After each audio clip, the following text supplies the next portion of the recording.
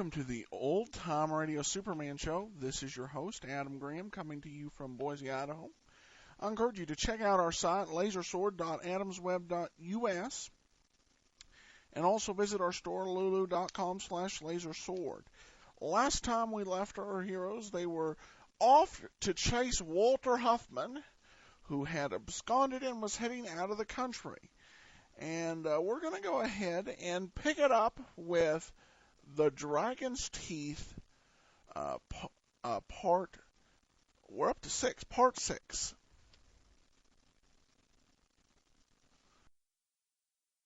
Presenting the transcription feature, Superman! Look! It's a bird! It's a plane! It's Superman! And now, Superman, strange visitor from the planet Krypton, who came to Earth with physical powers far beyond those of mortal men, and who fights a never-ending battle against crime and injustice, disguised as Clark Kent, mild-mannered reporter for a great metropolitan newspaper. The discovery that Walter Huffman, dealer in precious gems, had disappeared led Clark Kent to believe that Huffman was responsible for the brutal murder of Dr. Chi Wan, Oriental scholar and art dealer. And, two, that Huffman had in his possession the Dragon's Teeth, 10 pieces of pure jade that hold the secret of everlasting life. Investigation proved Kent was right. Huffman and Hu Ling, a former Chinese employee of Dr. Wan's, are even now en route by transport plane to California, there to board a China-bound boat. As our story continues today, Kent and Lois Lane, star girl reporter, are following in the next plane. Listen.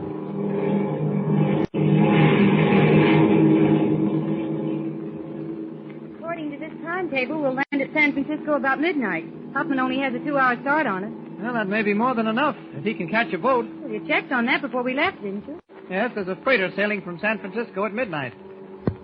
I wish you hadn't insisted on coming along, Lois. I could have handled this much better alone. Well, the miracle man. No, I didn't mean it that way, Lois. Well, how did you mean it? Now, don't tell me you could have gotten to San Francisco faster than this plane is taking us. Well, maybe you can fly. I wouldn't be a bit surprised. Well, now you're being silly. Oh, no, not at all. You do everything so well, it isn't beyond the realm of possibility to believe that you can float through the air with the greatest of ease. Oh, let it go. We've got a long trip ahead of us, so just relax.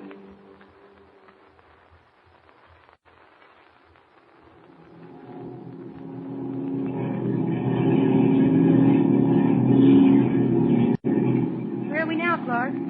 Passing over the Mississippi. We're 20 minutes behind schedule. Looks like bad weather ahead. Oh, really? Uh-huh. See those dark patches ahead of us? Storm clouds. Here comes one of the pilots. Ask him. Oh, sure. We're running into bad weather, aren't we? Oh, nothing serious. Gee, I hope not. Don't worry, miss. Don't worry, huh? No, there really isn't much to worry about. These big ships are safe enough. You know, I was thinking that unless we can prove Walter Huffman had something to do with Chi Wan's murder, well, we're just wasting time and money making this trip. Oh, what about the Dragon's Teeth? The 10 pieces of jade? That, I think, is a fairy tale. Do you believe it? Believe what? That the Dragon's Teeth are endowed with magic properties. Well, nobody said they were. According to Dr. Wan, each of them is engraved with a Chinese symbol that identifies a medicinal herb found in the mountains of West China. I know. And when the 10 herbs are ground into a powder, that powder will render the human body free of disease forever. Aye, that'll put an awful lot of doctors out of business. Well, there may be more to it than you think, Lois. The Chinese, in some respects, are remarkable people. After all, they did discover gunpowder centuries ago. This may be another remarkable discovery that has remained a secret for thousands of years. Well, I'm from Missouri. You gotta show me. Oh, what happened? We hit an air pocket. Getting a little rough. You better fasten your safety belt. Okay. There now. Say, what happens if we run into a storm? Do they land? No, they usually ride it out by flying above it. They're gaining altitude now. You're not frightened, are you? Oh, no, but I don't like it too much. Gee, my ears are beginning to ache. Try and yawn. That usually helps. Oh, here. Chew this piece of gum. Oh, thanks. Oh! Another pocket. What makes the plane drop like that? Well, it's like being on a boat in a rough sea. You ride up to the crest of a wave and then drop down into the trough. Instead of sea waves, we're running into air waves. That's about the size of it. Is your belt fastened? Yeah. Well, we'll probably find good weather further up. They usually do. Clark, we're turning over. No, we're not. Just pitching and tossing a little. Well, I'd feel better if there were more passengers on board, you know it. Just 2 men up front. Really, Lois, there's really... Oh, bad one. I thought I heard something fall. Yes, I did. The stewardess. She struck her head on a chair arm in the rear of the plane. I'll be right back, Lois. Don't leave me, please, Clark. I'm frightened. Now, just sit tight. Nothing can happen. Hurry back, will you? Oh, this stewardess got a nasty crack. Hot coals. I'll just sit her up in a chair. Yeah, that's better. Probably just stunned. Yeah, but those motors, they're missing badly. I'm beginning not to like this. Those motors conk out on it, we'll crack up. Maybe I'd better take a hand as Superman. First, out with the lights. Where's that switch? Now, here it is. Where are you? Right here, Lois. Be right with you. Now, the only emergency exit is in the pilot's room up in the nose of the ship. But the door's locked. I could crash through it, but... No, wait. Stewardess has the key. Ah, here it is, right here in her pocket. Boy, those motors won't hold out much longer. We're losing altitude fast. No time to wait. Hope Lois doesn't see me as I pass her seat. Well, here goes. Made it without being seen. Now to slip the key into the door. There we are. Hey, what are you doing in here? Never mind that now. This ship's in trouble. You get back where you belong. Hey, Joe, get that guy out of here. Okay. Sorry I have to do on, this, buddy, mister. Oh! And now you, Captain. You get away from me or I'll shoot. Put that gun down. Put it down, I said. I want you. Quick shot. That bullet. It just bounced off your chest. There isn't time to explain that now. Sweet dreams, Captain. Uh-oh. Did a spin. I hope I haven't waited too long. The altimeter. Only 7,000 feet. There's only one thing to do. Get out of this plane and carry it down.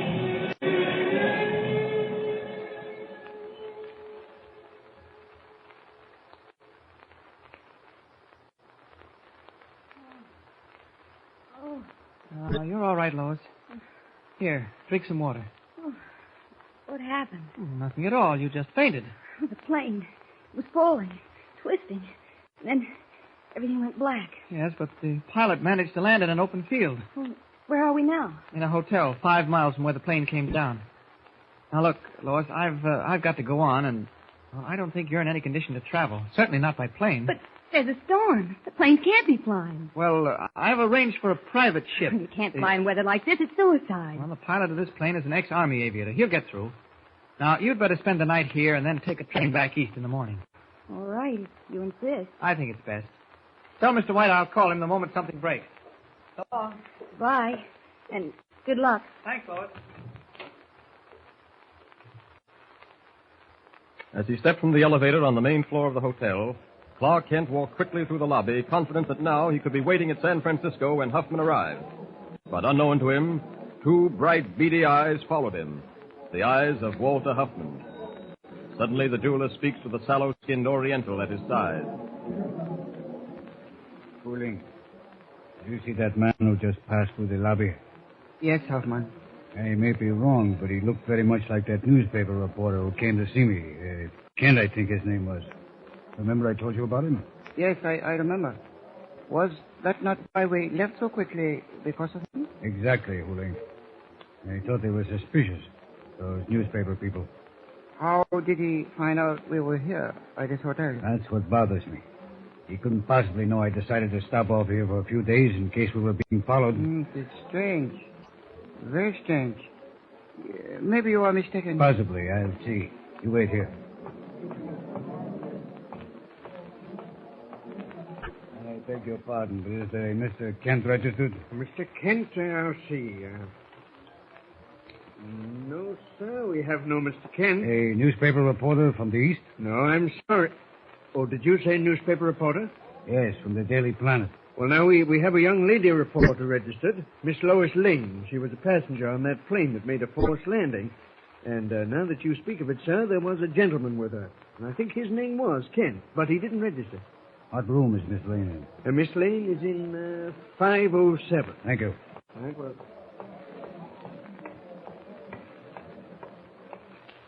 He was right, Oling. It was Kent. What do we do now? He's not registered, but another reporter is, a young lady.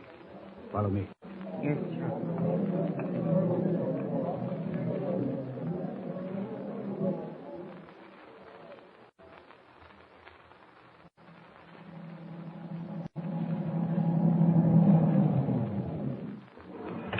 Fifth floor, please. Good night. Good night, sir. Now listen closely. The girl, her name is Lois Lane, is in room 507. I must find out what she and Kent are doing here. I will pretend I'm a friend of Kent's.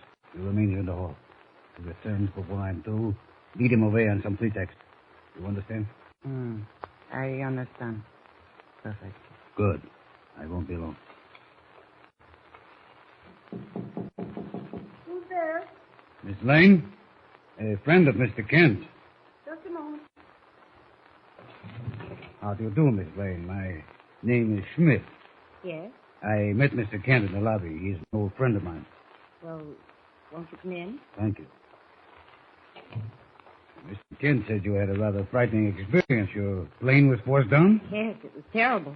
I don't suppose I'm much of an air traveler. How long do you and Mr. Kent expect to stay here? Well, Clark's left already. He's on his way to the coast. I'm returning east by train tomorrow. Oh, Mr. Kent is on his way to the coast. Business, perhaps? Yes. Did you say your name was Schmidt? Edward Schmidt.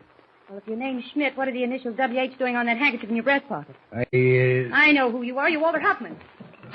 Operator. Put down that phone. Operator. Oh! Now, pick your phone up. Replace the receiver on the hook. What do you want? Answer it. It was a mistake. Answer it. Do you hear me?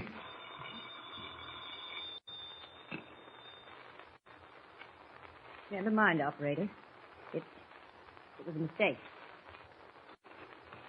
With Superman 1,000 miles away, what will Lois Lane do? Can she alone outwit Huffman and Hooling? Don't forget to tune in next time for another thrilling episode in this strange Oriental drama. Tune in the next thrilling installment of the transcription feature, Superman. Up in the sky, look! It's a bird! It's a plane! It's Superman! Superman is a copyrighted feature appearing in Action Comics magazine. All right, well, welcome back. I don't know if I'm particularly worried at this point that Lois Lane is up against a dangerous criminal who forgot to remove his monogrammed handkerchief before going in to see her under an assumed name. So we're gonna find out what happens in the next part, and I encourage you to join us back on Wednesday for part 7 of this exciting adventure. For now, though, this is your host, Adam Graham, signing off.